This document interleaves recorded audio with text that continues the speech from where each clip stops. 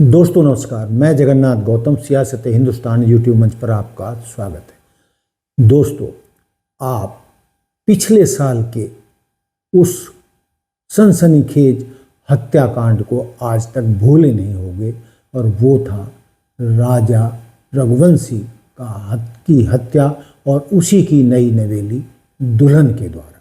दोस्तों, वो एक कैसा वक्त था कि एक नया जोड़ा, आंखों में सुनहरे सपने और हाथों में हाथ, इंदौर का कारोबारी राजा रघुवंशी अपनी नई नवेली दुल्हन सोनम के साथ मेघालय की वादियों में हनीमून बनाने निकला था। लेकिन उसे क्या पता था कि जिस पत्नी के साथ वो 7 जन्मों के वादे कर रहा है वही उसकी मौत का डेथ वारंट लिए जेब में घूम रही थी और उसी ने अपने प्रेमी राज कुशवाहा और भाड़े के 3 कॉन्ट्रैक्ट किलर के साथ अपने दूल्हे की शिलांग की पहाड़ियों में ढकेलकर हत्या करवा दी थी, जिससे पूरा देश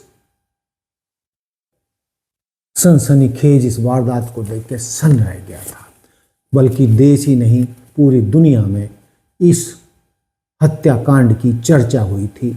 दोस्तों, जैसा कि आजकल आप जान रहे हैं, वर्तमान माहौल में जो युवाओं की शादी विवाह हो रहे हैं उनकी किस तरीके की मानसिकता है, और ऐसी मानसिकता कि नई नवेली दुल्हन ने ही अपने प्रेमी के साथ मिलकर और भाड़े के टट्टुओं के साथ मिलकर अपने ही दूल्हे का कत्ल हनीमून के लिए मेघालय पहुंचकर उनकी हत्या करवा दी थी। मैंने बताया, शिलांग की वादियों में जाकर। दोस्तों, अब इसमें ऐसा न्याय क्या है जो मैंने आज इस मुद्दे को उठाया है। दोस्तों, वो ये है कि अभी हाल ही में राजा रघुवंशी के बड़े भाई की पत्नी ने एक बच्चे को जन्म दिया है और उस बच्चे का जन्म राजा रघुवंशी की डेथ के लगभग 9 महीने बाद ही हुआ है। और घरवालों के अनुसार बच्चे का जन्म 2:40 PM हुआ था और बच्चे का जन्म का समय, ग्रह, नक्षत्र बिल्कुल वैसे ही हैं जैसे राजा के जन्म के समय थे। और जिस समय उसकी मौत हुई थी, जिस दिन मौत हुई थी उस दिन भी एकादशी थी, और जब इस बच्चे का जन्म हुआ है तो उस दिन भी एकादशी को ही इसका जन्म हुआ है। तो दोस्तों, इंदौर में राजा के परिवार वालों ने इंदौर के घर की आसपास चौराहों पर, बाजार कॉलोनी में राजा के पोस्टर, होर्डिंग, बैनर लगाए हैं कि राजा इज बैक।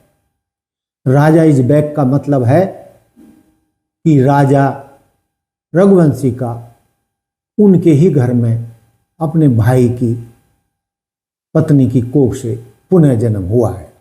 और दोस्तों, ये कैसा विचित्र संयोग है, वही समय होना, वही दिन होना, वही एकादशी होना, और बिल्कुल वही जितना बच्चे के जन्म लेने में समय लगता है, 9 महीने, उतने ही समय के बाद उसी परिवार में एक नए बच्चे का जन्म, और उसको राजा रघुवंशी का परिवार अपने राजा की वापसी मान रहा है कि राजा इज बैक। और दोस्तों, कुछ सामान्य तरीके से नहीं मान रहा है, बल्कि उस बच्चे के और राजा रघुवंशी के फोटो, पोस्टर पूरी कॉलोनी में, आसपास, घर के आसपास सभी चौराहों पर, बाजारों में लगाए गए हैं। और पोस्टर ही नहीं बल्कि होर्डिंग भी लगाए हैं। और इस घटना की चर्चा पूरे इंदौर में और आसपास के गांवों में, शहरों में है, और बड़ी भारी तादाद में लोग राजा को देखने आ रहे हैं कि वही राजा जिसको उसकी पत्नी सोनम ने मेघालय में जाकर कत्ल कर दिया था, आज उस राजा ने अपने भाई की पत्नी की कोख से जन्म लिया है। दोस्तों, विज्ञान इस बात को नहीं मानता पुनर्जन्म की, लेकिन सारी बातें विज्ञान की भी कौन मानता है।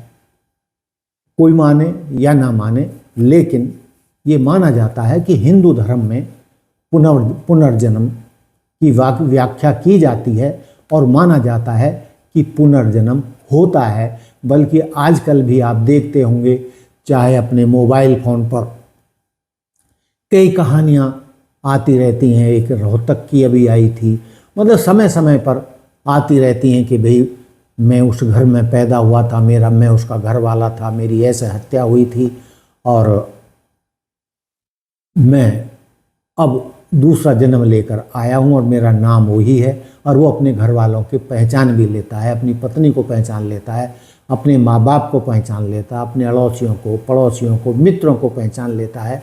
और वो घटनाएं इस तरीके से, सटीक तरीके से बताई जाती हैं जिनका विज्ञान भी खंडन नहीं कर पाता है। और चूंकि कई बार आस्था का भी प्रश्न होता है, तो इसलिए लोग पुनर्जन्म को स्वाभाविक तौर पर मानते हैं। कम से कम हिंदू समाज तो पुनर्जन्म को स्वीकार करता है। तो दोस्तों, उसी कड़ी में या हिंदू धर्म की आस्था के अनुसार राजा रघुवंशी ने जन्म लिया है। राजा इज बैक और घर वालों की खुशी का ठिकाना नहीं है और वो खुशियां मना रहे हैं, पोस्टर लगा रहे हैं, होल्डिंग लगा रहे हैं, खुशियां मनाई जा रही हैं। और आसपास के गांव से, कॉलोनियों से, शहर से भारी तादाद में लोग राजा इज बैक की कहानी को जानने के लिए, सुनने के लिए, देखने के लिए राजा के घर पहुंच रहे हैं। दोस्तों, ये तो आपको पता ही है कि राजा रघुवंशी एक खाते पीते परिवार का, व्यापारिक परिवार का बेटा था और उसके घर में किसी चीज़ की कोई कमी नहीं थी। लेकिन सोनम ने जो उसके साथ किया, उसको दुनिया कभी माफ़ नहीं करेगी, परिवार तो करेगा ही नहीं। कि यदि उसको उसी की कंपनी में, फैक्ट्री में काम करने वाले राज कुशवाहा से प्रेम था और वो उसको पसंद करती थी, तो उसने क्यों राजा से शादी की थी?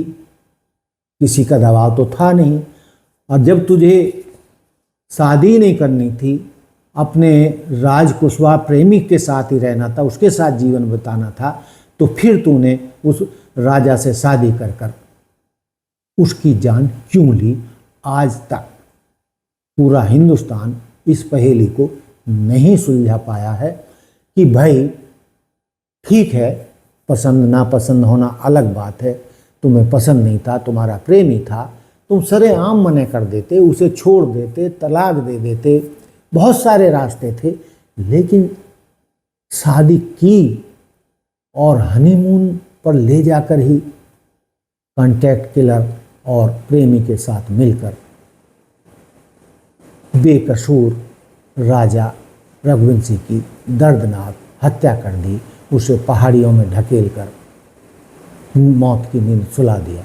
दोस्तों, ये कहते हुए कि आज क्या स्थिति है, वो ये है कि 790 पेज की पुलिस ने उसकी कोर्ट में पेश की है और जिससे कि उसको अभी तक जमानत नहीं मिल पाई है।